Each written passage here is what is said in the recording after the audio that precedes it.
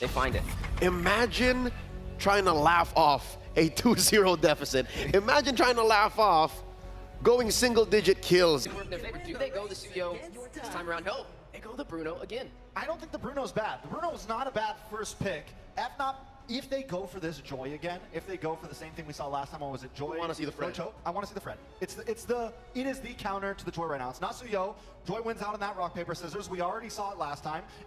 And if you doubt what I'm saying, Fnatic pulled the Fred out against Joy in game 1. So take a page out of their book and do what they did to you. All of the supporting documents to prove Trax's theory is in this series. So all you gotta do is scrub back about an hour and a half and you'll see it all. Now, Fnatic Onicph, they open up with the Joy and instead of the Cho, they get the Khalid. Which we know very much this could be a Roam Khalid if they want it. It could be a Brusco special. Yeah, it's a Brusco special. Some spice in the land of Dawn. Yeah, and they can definitely flex it like you mentioned, especially with that Hylos being out, one of the only heroes that can really match up with the pace of that Khalid. Now, there's still a lot of mid laners up for grabs. You are going to go ahead and see the Fredrin. All right. Did a Trex prediction at its finest. Coach Trex. Okay. It wasn't a prediction. It was an order. It was an order. It was, listen, guys, I'm losing faith in you. And there's another page out of the Draft 1 book, Game 1 draft book. We pick up the Matilda. Gives Benny some opportunity to dance around here. Now, last time we saw it as a last-minute flex, but still, we're looking very similar to Fnop's Game 1 draft on the side of FCon. As good as this is as a development, right? You take a draft and you make it as close to the winning formula. You're doing it against a team who did that. Hey, man. Imitation is the highest form of flattery, but not like this. What are you trying to get the Faramis and then like an XP lane substitution for that Cho? Maybe they should have took the Cho in the beginning and then did the swap and literally just copy and paste, you know? Now the question is, do we pick up our mid laner here, right? I mean, last pick on the board for the first half. You could go in for the Farza again. There's a Mathilda, though, could be a little bit of a challenge. They're going to go in for the Vexana instead. All right, this is another hero that I think Super Prince is comfortable with, but we haven't seen him shine as much as compared to, you know, his MVP winning Farsa, his Lu Yi, even his Valentina. So I'd like to see how he works with the Vex. And it just goes in so cleanly to the way that Fnop draft. They're always looking for the counter play. They're never scared to put, okay, this time we're going to slot Mage in our third pick. This time we're going to slot this in our third pick. They know, okay, you got Fredrin. We're going to bring out the Vexana. It does great at countering it in the Lord Pit. It does great at dropping the Eternal Guardian. Fairme's banned. Second phase band's going quick. And this time Falcon's like, listen, we're going to take out the Layla. Look at that. And the Beatrix. Tit for tat. These coaches not wasting any time. Coach, why not? The Kevin Mutombo. No. Just says I'm not going out like this. You cannot do what we did to you game 1. And of course, Coach Yo Chow respecting the hard counter. Counter said it himself. Yes, it is a hard counter. If I pick up the Layla against the Bruno, then balls ain't touching me. Now, do you match mobility with mobility, right? With the Khalid and the Joy, do you go in for something like the Hilda? It's open, oddly enough. Hilda against the Joy works well. I think FCon could pick it up, honestly. So that's 2 hard counters, the Fred and the Hilda. There's another hero I think that is open, but you can't pick anymore to counter the Joy. It's the Beleric. You just get in there, you stand, stop dancing. Yeah, stop dancing. Stop. Wait a minute. Wait. All right, we are looking for an XP laner. There you go, Royal Milk's fave. And what's going in mid? What else is left? Aurora, Yi? Is Lu Yi still? No, it's not enough burst though. If you pick any of these heroes, it's not enough burst. Just go for a nice back line, honestly. I think Yi would work. Could go for the Farza again. It's not the right kind of damage. It's going to be challenging because of the mobility aspect. I was going to say Farza would work better than the Eve, just due to the wings by wings to be able to get a little bit further out to safety. Maybe pair it up with the Flicker as well. And the damage profile, very important in this current metagame. If you pick anything else like a utility, mage, and mid, FCon would not be going fast enough, not even close, to catch up to the tempo that Fnop will be going in with. It's make it or break it. Facing match point for Falcons. You're going to see that last pick on the way. Always ready to counter.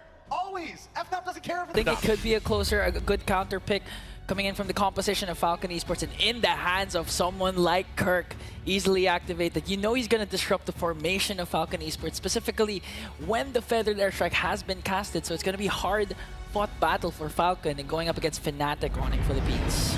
Right now, FNOP is saying, what's a Falcon to a Dragon? We'll see if it plays its part this time around. Game 3, it's match point right now for FNOP. Can Falcon Esports soar higher and stay in the series by taking a game against Fnatic Onicph Philippines? And this time around, a little bit different in the jungle, of course. Dax this time gets the Fredrin. It's such an interesting change of pace that we've seen throughout the M6, even from Swiss stage to now, and just the meta in general. And again, make sure you guys grab your M6 pass. It's now available. Oh, mid lane, PX7. Oh, in trouble. 1 hit away. Brusco will be fine, though. Okay, this is the aggression, actually, that we expected for Fnatic Onicph Philippines. I mean, you have the signature Brusco Khalid. Khalid activated early on in the early game. Main objective is to really try and go for the mid control and eventually go for the delay in the jungle rotation. And so far, Brusco has been doing a good job in going for those pokes, going for those engages. And we'll see if Brusco can keep it up against Falcon Esports. Part of this too, obviously, is, you know, I like that Falcon Esports has utility on their side now. You know, you still give Royal Milk the hero that he's performed probably the best on, even Benny to that matter. But still, you can play around this Matilda pick. Helping Dax have a little more mobility on this Fredrin's going to be great. They're setting things up for the first objective, poking down Brusco a little bit here, but King Kong is there to go ahead, and the Quicksand Guard. Super Prince, though, will have to burn the Flicker already, so pretty proactive early game from Falcon Esports. Yeah, that was well worth it. Again, just the guiding wind. You already burned out Super Prince's Flicker, and you know that in terms of mobility, Vexana, although he has the Deathly Grasp, mobility-wise, he's not up to par compared to PX7's Sparsa, so that's a good resource burned for the side of Falcon Esports. But again, here is the problem. Kirk with a Yuzhong already level 4. If PX7 decides to go for the Feathered Airstrike, but on the other hand, no, Dax going right after Brusco. Brusco going to be in trouble. Flickers out, heals up, Quicksand Guard will go down though, but the fight's still going to break out as Dax falls next. And it's Kirk taking some more with the shots and gets the double. It's a reminder the Yuzhong still works in the meta, and that's going to be a turtle as well for Fnatic. If you're speaking about proactiveness, Kirk was proactive in that clash. Jumped in, plus the Petrify, gonna take it down too, even though Royal Mid got the Vengeance, but King Kong though, forcing Kid X to flicker up, but catches him off guard with electrifying beats, and brings him down once more, extending the lead of Fnatic to 1.3k. And Brusco just given the vision available to King Kong to see if they actually want to make a play from this. Dax has to be careful because of just the difference in speed from the jungling that can happen here. Mid lane, they do get that flicker out now from PX7. Feathered Airstrike to help clear things out. The Super Prince will keep him under the turret. But you can see this, again, Dax is falling behind slightly against King Kong, now sitting at level 7. Yeah, and apart from the discrepancy in the two junglers, we saw what could happen when it comes to the mid lane matchup. PX7 cast the Feathered Airstrike. Super Prince not going to go out of the vicinity of the Feathered Airstrike. Just going to go in and cast the Deathly Grasp to disrupt the Feathered Airstrike. That's more than enough. And not to mention, Kirk also has the Yuzhong with the Petrify. So there's a lot that PX7 needs to worry about when it comes to casting his Feathered Airstrike. Again, this poke battle here in the XP lane. Kirk's biggest threat, too, is obviously, like we've seen in past M series, where Yuzhong was just picked up so much in the XP lane. Whoa, Super Prince. Okay. Raging Sandstorm. Okay, they're not going to commit the Flicker, though.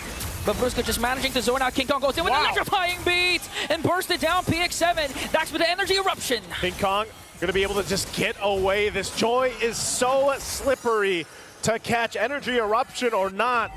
A whole lot of ultimates just kind of thrown out there, too. PX7 going down. Didn't have the Flicker available. And yes, the Wings by Wings has only helped you so much. So now as they get it situated, some more extra gold. First items being locked in too for Fnatic. Starlium Scythe now for King Kong. I'm surprised, you know, he's been doing so much damage already. What more? And now with the Starlium Scythe in hand and leading into this Corrosive Scythe still for Kelra. He's been just farming up, doing his thing. They'll go ahead and get in position now. Turtle's up. Kirk made his way to that gold lane as they get ready to just let Kelra push bottom side. So we'll see Falcon Esports. How do they deal with the fight? Okay, Raging Sandstorm paired up with the Black Dragon for him. Kirk also has the Petrify forcing Falcon Esports to retreat. But PX7 has the Feathered Airstrike. Spirit of Destruction will also connect. Going to take down Brusco in the hands of Benny. Here comes the Terrify coming in from Super Prince. Going to bring down one more. Kirk is going to fall down. And this is the response of Falcon Esports. Great response. And they also get the turtle. That's exactly what Falcon Esports needed. Good item picks up. They are going to trade that tier 1 turret, but this is a good shift that Falcon Esports needed. They had to get some momentum and take care of the gold deficit getting too out of hand. King Kong still going to go ahead and put pressure in the jungle, though. So Falcon Esports, how do they adjust from everything that just happened here? They showed that they can still fight, utilizing the utility that they have, and even down to the firing power with a Farsa if the positioning is there. Okay. They might be able to solve the problem right away. KidX was the reason why they got saved, and now PX7 with a feathered airstrike to bring down Brusco. And Royal Milk wants to go for more. Infernal Pursuit trying to catch up onto King Kong. Volley shot Worldy is going to connect, and Fnatic Onic Philippines will disengage. You're seeing it happen, you know, in these team fights, in these skirmishes. Falcon Esports' lineup allows them to just go ahead and fight it out if they have to. Kirk now joined the fight into the mid lane. They get the Vengeance out. Kirk could be in trouble.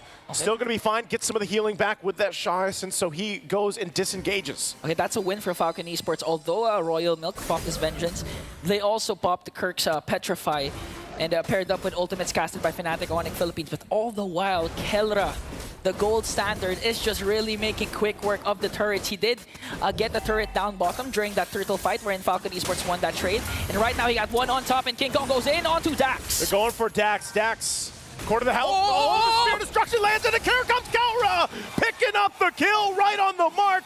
And now PX7 whittled away. 1 HP will survive. And KidX now caught under the turret. They go in. Here comes the internal guard, but Royal Milk wants to go for Kelra. He's not going to be able to catch him, and Kirk blocks his path. Brusco and Super Prince, will they re-engage? Kirk has to jump away.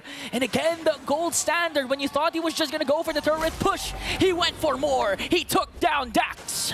So what you always got to watch out for is where is Kelra going to show up. I mean, this Moskov alone plays that part. You know, push down one of the lanes and then just join the fight. But right on the mark that time, the fight, though, for the turtle. Falcon Esports looking to take the last turtle of the game.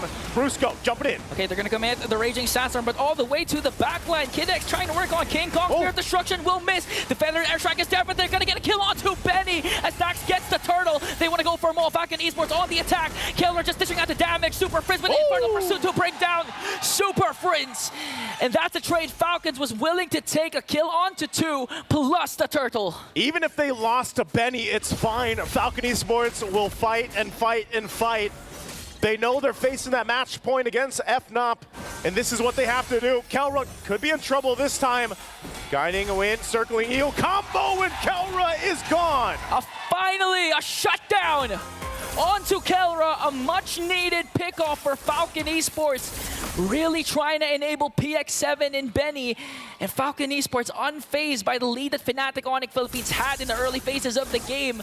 Just looking at the lead, it's down to 700, Naisu. In the 3 games we have now, this is the best that we've seen Falcon Esports, and maybe this is what they needed. Maybe this amount of mobility and firepower is what they needed to bring Benny online. Look at the damage though, King Kong will be able to get that circling eagle out, but mid lane. Committing a lot onto Royal Milk. The counterattack is there, plus the Vengeance. He's going to fall down in the hands of Brusco. Here comes PX7, Feathered Airstrike by Fnatic Onic Philippines. They went out of the vicinity of that ultimate. No trade for Falcon Esports. No trade right now. They're going to get in position. They still have plenty of time before that Lord does come up, about 30 seconds or so. That's why there's so much focus here in the mid lane. They might still look for more. King Kong popping the electrifying beats. We'll have the backup before the next fight. But these tier 1 turrets in the mid lane, obviously very important before that first Lord breaks out. But right now, it's just kind of maintaining things. Good item pickup here for Benny, finally getting that Malefic Gun. So now he's got the 3. He's got the Haas Claws, he's got Berserker's Fury, Malefic Gun. He is where he needs to be on the Bruno. Has farmed up quite a bit, sitting at the top of the gold ranking here too for Benny. So he is online. As long as he is safe, and he's got not only the sliding tackle, but he's got a flicker plus KidX on the Matilda. His positioning should be on point. Super Prince! Super Prince has to walk away now. Falcon Esports going to set their eyes on this Lord.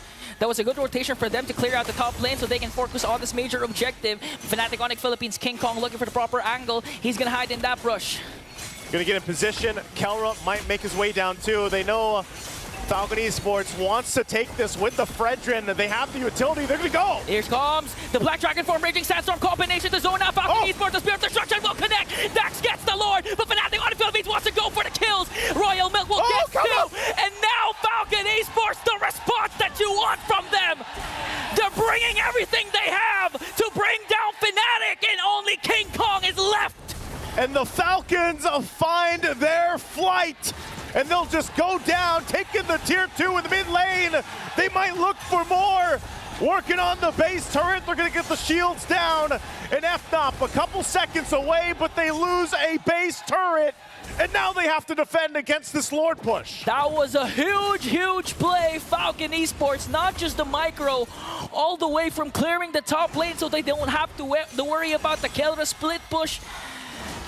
And down to Kidx is trying to save everyone with a guiding wind in the counter-attack. Dax, his priority was to go for the Lord, and he got it. But they went for more. They went for 4 bodies. A huge play coming in from Royal Milk, also to zone out the members of Fnatic Onicph Philippines. Lord sieging in the bottom lane. Sieging on in. They're going to wait for that to go down. They'll walk in with an energy eruption! Brought down by Dax. They still have the Lord, but Fnatic Onicph Philippines going to make quick work of that. They have minions up top. Now they set their eyes on this inhibitor turret. Will they be able to take down everything Fnatic Onicph Philippines has? Royal Milk goes for the zone. Here comes the circling eagle. Benny left alone to dish out the damage. Fnatic Onicph Philippines has to walk away, but Falcon Esports says, we will make the gods bleed! And we get another game. It's not gonna be a sweep. Falcon Esports finding a second win here in the series. Exactly what they needed. This side of the stadium standing up, cheering for them. A great test for Fnatic, and it's Falcon Esports that does it. We're at 1. His Matilda definitely allowed for so much more than just protection. Yeah. No. But still, we'll see exactly how it ends up. I like the way that Kidx plays this Matilda. In the early game, it was a little more aggressive. He was able to bring Dax to chase down some of these picks, able to bring people to safety. He was always in the correct spot at the right time. And I think just overall, it's a hero that did fit him very well. Okay, now in hindsight, watching these clips play, and again, once the fight begins, Falcon Esports just has had that unfair advantage of we can disengage and re-engage at will compared to Fnatic, who is just all in dive. Maybe that's something Fnatic Onicph did not see coming, like the way Kidx plays it. It's very different from Bruce with Matilda, that's for sure. He's not sitting behind the team. He's sitting in front of the team, looking for angles nonstop. And maybe that's the problem that Fnatic Onicph ran into, right? I mean, when you have a hero like the Yuzong and also a Khalid, both of them with the Sandstorm, with the Black Dragon, they both dive in and they're looking for that opportunity. But when you don't get it, when you have a Matilda that disengages that target that you select, you just wasted your utility. And that's when you counter-engage, and that is when you make that opportunity work in your favor. And that's what Falcon Esports did. And now in hindsight, even the battle spells, watching the action once more, it's evident to me that the lack of Purify makes it all the more worse, right? I think the way Fnatic Onicph approach this game and the way that Kidx and Falcon punish them is, yeah, we're going to outbox them. We're going to press these buttons better.